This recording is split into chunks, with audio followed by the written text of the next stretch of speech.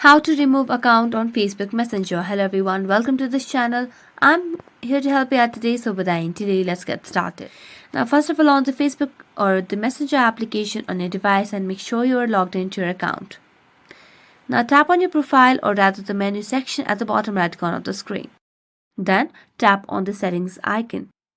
As you tap on the settings icon, scroll down, and at the very end you can see the option of see more in account center, so select on that. So it will take us to a new page where you can see the option of password and security under account settings, so select on that again. Scroll down again, and here you can see the option of where you are logged in under security checks. Tap on it.